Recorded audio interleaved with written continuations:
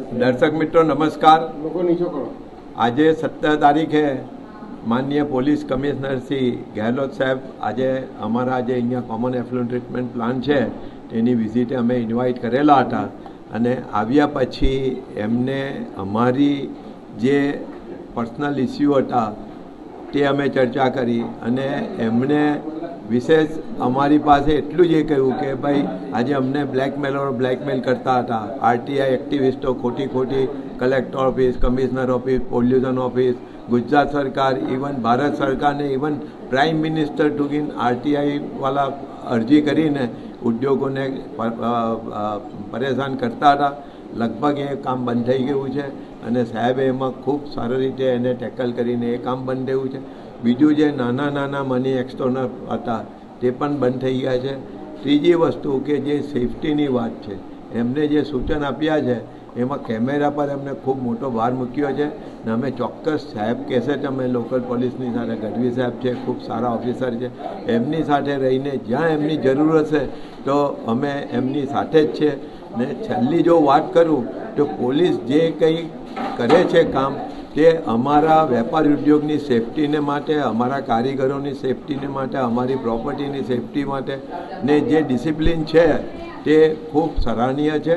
ને અમે ઉદ્યોગના જગત આજે સાહેબને અમારે બધાને અંતરથી લાગણી હતી કે સાહેબને આપના એના પર પ્લેટફોર્મ પર બોલાવીને એમનું સીસીટીવી કેમેરાની જે સમગ્ર સેફટી જાળે આ વિસ્તારોની અંદર અત્યારે તો અમે એક્ઝેક્ટ તો મને ડેટા ખબર નથી, પણ જેમ પોલીસની ખાતે કોઈ પણ વસ્તુ છે કે ભાઈ એના પાંડેસરા જીઆઈડીસીના 3 કે 4 આઉટલેટ છે કે ઇનલેટ છે, ત્યાં અમે હાઈ રિઝોલ્યુશનના કેમેરા અમે લગાવેલા છે. એટલે કોઈ પણ માણસ પાંડેસરાથી આવે ને કયા રસ્તે આવ્યો છે, કયા રસ્તે જાય છે એ ડિટેક્ટ થાય છે. બાકી જે અમુક ગલીએ અમુક છે દરેક ફેક્ટરીમાં પોતાના ગેટ અગર કેમેરા લગાવેલા છે, બહાર રોડના કેમેરા છે. એટલે અત્યારે હવે છેલ્લા 6-8 મહિનાથી કોઈ પણ એવો પ્રશ્ન નથી બન્યો ને કોઈ સાધારણ પ્રશ્ન બન્યો પણ હોય. એક હમણાં થોડા વખત પહેલાં એવું હતું કે કોઈક કામદાર હતો, લેડીઝ કામદાર હતી.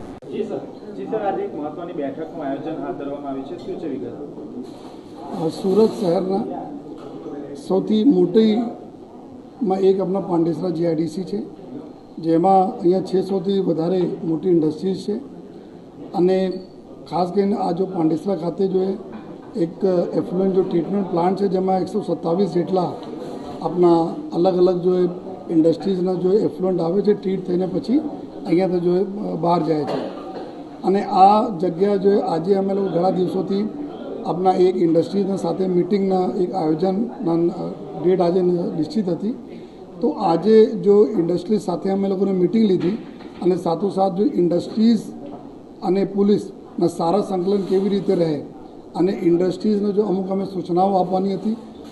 ચાહે અમારે અહીંયા આ વિસ્તારમાં જો લગભગ મિની ભારત જેવો વિસ્તાર છે, ઘણા બધા બહારના લોકો આવે છે, ગીચ વિસ્તાર છે, તો આ વિસ્તારમાં શું જો અમારી જરૂરિયાત છે જો ઇન્ડસ્ટ્રીઝ પૂરી પાડે જોઈએ. ફોર એક્ઝામ્પલ જો અહીંયા જો લોકો રહે છે એના અમુક જો અવેરનેસના ચીજો પર ઇન્ડસ્ટ્રી કન્ટિન્યુઅસ આપતા રહે, જેથી અહીંયા બહારવાળા કોઈ આવે છે તો કોઈ પણ પ્રકારના વાયોલેશન્સ જેટલા બી હોય છે કાયદાના પ્રમાણે, જેવા કે ભાઈ હેલ્મેટ પહેરીને આવે જોઈએ, સીસીટીવી કેમેરાઓ ઓર ઇન્ડસ્ટ્રી અહીંયા લગાવે આ વિસ્તારમાં, જેથી કે અમે લોકો જો ક્રાઇમ ઉપર વોચ રાખી શકીએ જોઈએ. સાથોસાથ જો નાર્કોટિક્સથી દૂર રહેવા માટે જોઈએ અને જો નાની સમાન બાબતોમાં લોકો ઝઘડા નહીં કરે જોઈએ. આ પ્રકારની ચીજો જો જ્યારે બધા વર્કર્સ જતા હોય ઇન્ડસ્ટ્રીમાં ત્યાં આપતા રહે અને એના માટે અમે લોકો એક વિડીયો પણ બનાવીને આપવાના છે જોઈએ. એના સાથે જો આ બધા વર્કરો જો અમે લોકો જોયા છીએ કે નાની રકમને લઈને વ્યાજને લઈને જો પછી મોટા આમાં પ્રોબ્લેમ ફસાઈ જતા હોય છે. તો એક આ બી કે વ્યાજખોરોના વિરુદ્ધમાં બી જો અમારી ડ્રાઈવ ચાલે છે આ ડ્રાઈવમાં અહીંયા આ લોકો બી વર્કર્સને બતાવે, કોઈ પડો તાત્કાલિક પોલીસને આપણે જાણ કરે જેથી અમે લોકો કાર્યવાહી કરીએ. આ વિસ્તારમાં ઘણા બધા જો એવા એક્સટોર્શન કરવાવાળી ગેંગ હતી જો આરટીઆઈના નામે આ બધા ઇન્ડસ્ટ્રીઝને હેરાન પરેશાન કરતી હતી. એના ઉપર કેસ થયા. 13 જેટલા લોકો છે જેના પાસા પણ થઈ છે તો એના માટે બી ઇન્ડસ્ટ્રીને સૂચના આપવામાં આવી. કોઈ પણ સંજોગોમાં કોઈ તમે દબાવે છે કોઈ એક્સટોર્શન કરે છે તો તમે ટોલરેટ નહીં કરો, બલકે તાત્કાલિક પોલીસના જાણ કરો એના સંકલન કરવામાં આવેલા છે. અને સાથોસાથ ઇન્ડસ્ટ્રીના ઓર શું અપેક્ષાઓ છે પોલીસ તરફથી, જે રીતે આપણા સુરત શહેરના એરિયા વધતા જાય છે આ પહેલે પાંડેસરા વિસ્તાર આપને ખબર છે ગ્રામના સચિન પોલીસ સ્ટેશનના આઉટપોસ્ટ હતા. અત્યારે સચિન પોલીસ સ્ટેશન સિટીમાં આવી ગયા, પાંડેસરા આઉટપોસ્ટ પોલીસ સ્ટેશન બની ગયા, ગીચ વસ્તી છે. તો એના માટે સંકલન બહુ જરૂરી છે કે ઇન્ડસ્ટ્રીઝ અને પોલીસ પર રહે. ઇન્ડસ્ટ્રીમાં કોઈ નાની મોટી કોઈ ભગવાન ના કરે કોઈ ઘટનાઓ બને કે દુર્ઘટના બને તો ત્યારે કેવી રીતે તાત્કાલિક પોલીસને જાણ કરવામાં આવે જેથી જો તુરંત જો ડેમેજ કંટ્રોલ કરી શકાય અને કોઈ જો આ ઘટિત ઘટનાઓને બનતા અટકાવી શકાય.